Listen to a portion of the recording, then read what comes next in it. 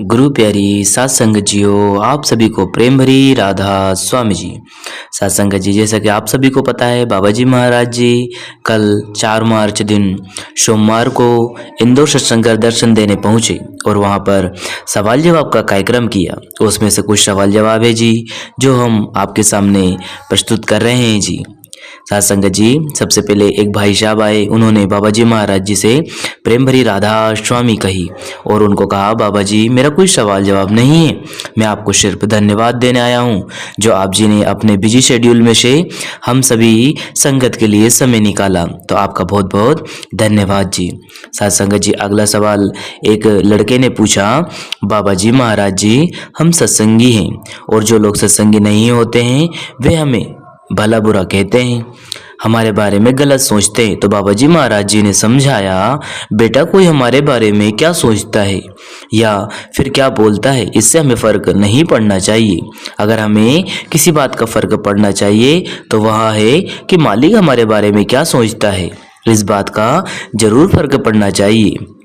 सात संगत जी, एक भाई ने पूछा कि बाबा जी मैं कभी किसी का बुरा नहीं सोचता और ना कभी किसी से बुरा बोलता हूँ और ना ही कभी किसी का गलत किया है। सात संगत जी, वह कहते हैं, एक बार सेवा करते समय मेरे पैर में चोट लग गई और मेरा पैर टूट गया जो आज तक ठीक नहीं हो पाया। तो मेरे घर वाले कहते हैं कि तू इतनी सेवा करता है फिर भी तेरा पैर टूट गया। तो बाबा जी महाराज जी ने समझाया, बेटा मालिक कभी किसी के साथ पक्षपात नहीं करता, जो कुछ भी हमारे साथ होता है उसके पीछे कोई ना कोई उद्देश्य या कारण जरूर होता है, इसलिए हमें तो बस मालिक के हुक्म में रहकर चलना है। सात संगत जी, अगला सवाल एक लड़की ने कहा, बाबा जी मेरी सिस्टर विदेश में सेटल हो गई और मेरा भी मन अब करता है कि मैं भी अपनी बहन के पास जाकर वहीं सेटल हो जाऊं, लेकिन मेरे माता पिता कहते हैं अगर तू भी चली गई बेटा तो हम यहाँ अकेले रह जाएंगे, तो हमें क्या करना चाहिए बाबा जी, आप जी बताइए। मुझे करियर देखना चाहिए या फिर अपने माँ बाप को देखना चाहिए। सात संगत जी, हुजूर महाराज जी ने फरमाया कि बेटा माँ बाप की सेवा से बढ़कर किसी दूसरे चीज़ की प्राथमिकता देना ही नहीं चाहिए। सबसे जरूरी अगर कोई चीज़ है तो है माँ बाप की सेवा। माता पिता का ध्यान रखना बच्चों का फर्ज होता है। आपके माता पिता आपसे बहुत प्रेम करते हैं, अगर आप अपने पैरों पे खड़े हो जाओगे तो आपके माता पिता भी बहुत खुश हो जाएंगे। और साथ रहने का मतलब ये नहीं होता कि हम हर समय उनके साथ रहे। आप अगर अपने माता पिता को दिन में एक दो बार बात भी कर लेंगे, उनसे पूछ भी लेंगे तो वो बहुत खुश होंगे। सात संगत जी, अगला प्रश्न एक बहन ने कहा, बाबा जी मेरी शादी को 15 से 16 साल हो गए। मेरी शादी एक गैर सत्संगी परिवार में हुई थी, जिस वजह से मैं लगभग 13 से 14 साल से सत्संग घर नहीं आ पाई। मुझे बहुत बुरा लगता है और मैं बहुत तनाव में रहती हूँ। तो बाबा जी ने कहा, बेटा पहले तो सबसे जरूरी बात यह है कि गैर सत्संगी का मतलब होता क्या है। हम सभी तो मालिक के बच्चे हैं, तो फिर सत्संगी और गैर सत्संगी का क्या होता है।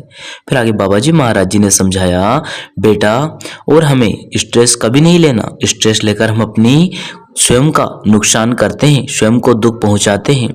स्ट्रेस या डिप्रेशन लेने से होने तो कुछ है नहीं और कुछ बदल भी नहीं जाएगा। सब कुछ मालिक के ऊपर छोड़ दो, मालिक अपने आप कृपा करेगा। फिर उन्हीं बहन जी ने पूछा, बाबा जी वह कहने लगी कि बाबा जी मेरी दादी इंदौर सत्संग सुनने सत्संग आया करती थी, लेकिन हम उन्हें लेकर नहीं आ सके और उनकी 3 महीने पहले डेथ हो गई। तो क्या उन्हें सत्संग घर ना ला सकने के कारण हमारे कर्म बनेंगे। तो बाबा जी ने कहा, बेटा जब इंसान का जन्म होता है ना, उसी समय वो मालिक उसका जाने और आने का समय तय कर देता है। और जाना तो सबको है, देखो जाना उस मालिक के हाथ में है। हमें इन सब चीज़ों पर विचार नहीं करना चाहिए, हमें तो मालिक की रज़ा में खुश रहना है। मालिक जो अगला प्रश्न एक भाई ने पूछा, बाबा जी मुझे आपसे केवल एक बात के लिए मार्गदर्शन चाहिए। वो यह है कि मेरा एक लड़का है जो कि 25 साल का है, वह बहुत ही स्पेशल है। मुझे और मेरी पत्नी को हमेशा यही फिक्र रहती है कि हमारे बाद हमारे बेटे का क्या होगा। तो बाबा जी ने समझाया कि बेटा ये हमारी गलत फहमी है कि हमारे बाद हमारे पीछे हमारे रिश्तेदारों का होगा क्या। देखो करने करवाने वाला तो वो मालिक है बेटा। किसी के जाने से मालिक ने जो लिखा है वो बदल तो नहीं जाएगा। सृष्टि किसी के जाने से भी चलती है और ना रहने पर भी चलती रहेगी। इसलिए हमें चिंता नहीं करनी चाहिए और सब मालिक के ऊपर छोड़ देना चाहिए। फिर किसी ने पूछा कि बाबा जी आप अक्सर कहते हैं कि मेहनत तो हमें ही करनी है, तो बाबा जी मेरा सवाल है क्या मेहनत करने से फल जरूर मिलता है या वो भी कर्मों से ही मिलेगा? तो बाबा जी महाराज जी ने कहा बेटा फल तो मिलेगा लेकिन समय आने पर मिलेगा। हम मालिक से मांगते रहते हैं और मालिक इतना रहम दिल है कि वो हमें देता ही रहता है, लेकिन हम उस चीज़ को संभाल नहीं पाते। इसलिए हमें मालिक से कुछ मांगना नहीं चाहिए, हमें तो बस मेहनत करते जाना है। मालिक अपने आप समय आने पर वो सब देगा जो हमारे लिए सही होगा। फिर एक लड़की ने पूछा बाबा जी जो लोग सत्संग पर नहीं आते लेकिन इंटरनेट पर अक्सर सेवादारों के बारे में सुनते रहते हैं, तो ऐसे लोग अक्सर हमसे पूछते हैं कि तुम लोग फ्री में वहाँ सेवा क्यों करते हो? तो बाबा जी ने समझाया कि बेटा सेवा हम किसी दूसरे के लिए तो नहीं करते, सेवा तो हम अपने लिए करते हैं, जिससे कि हमारे मन में निर्ममता आए और प्रेम आए और एक अच्छा माहौल बन सके। और बेटा परमार्थ और राजनीति इन दोनों में कभी किसी प्रकार की बहस होना ही नहीं चाहिए। एक भाई ने पूछा बाबा जी मेरी मम्मी आज से 25 साल पहले आपसे नामदान लेने आई थी, लेकिन उस समय उनको नामदान नहीं मिला था और उसके बाद से वो बीमार रहने लगी और आज तक ठीक नहीं हो पाई, बेड पर है, जिस वजह से वो दोबारा नामदान लेने नहीं आ सकी। बाबा जी मेरी मम्मी ने कहा था कि सवाल जवाब अगर हो तो मेरी तरफ से बाबा जी से पूछना, बाबा जी उन पर कब कृपा करोगे? तो बाबा जी ने समझाया कि बेटा नामदान लेने का मतलब तो स्कूल में सिर्फ दाखिला लेना होता है।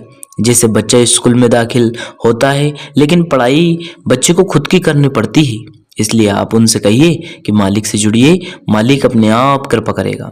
फिर एक बीबी ने पूछा कि बाबा जी भजन सिमरन पर बैठती हूँ तो ध्यान इधर उधर भटकने लगता है और 10-5 मिनट से ज़्यादा बैठ नहीं पाती हूँ। तो बाबा जी ने समझाया कि मन का तो काम ही है कि ध्यान को भटकाना, लेकिन हमें कोशिश करनी है और भजन सिमरन पर जरूर बैठना है। धीरे धीरे मन अपने आप समझने लगेगा और हमें भटकाना बंद कर देगा। तो साथ संगत जी एक प्रश्न और एक बहन ने पूछा बाबा जी जब मैं ध्यान करने बैठती हूँ तो पीछे से काला साया आ जाता है और मेरी गर्दन मेरे गले को दबाता है, इस कारण मैं परेशान हो जाती हूँ और फिर भजन सिमरन से उठ जाती हूँ, कुछ बताइए बाबा जी। तो बाबा जी महाराज जी ने समझाया बेटा ये मन के भ्रम है, ये हमें भटकाता रहता है, यह तरह तरह के ऐसे उपाय करता है जिससे कि हम भजन सिमरन पर ना बैठ पाएं। आप भजन सिमरन को पूरा समय दें, धीरे धीरे आप देखेंगे यह सब कुछ समाप्त हो जाएगा और आप भजन सिमरन में तरक्की करना शुरू कर देंगे।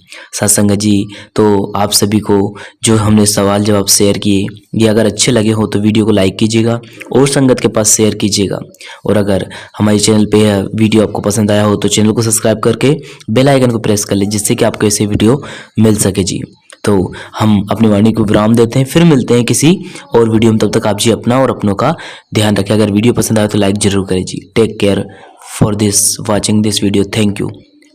अंत में आप सभी को प्रेम भरी राधा स्वामी।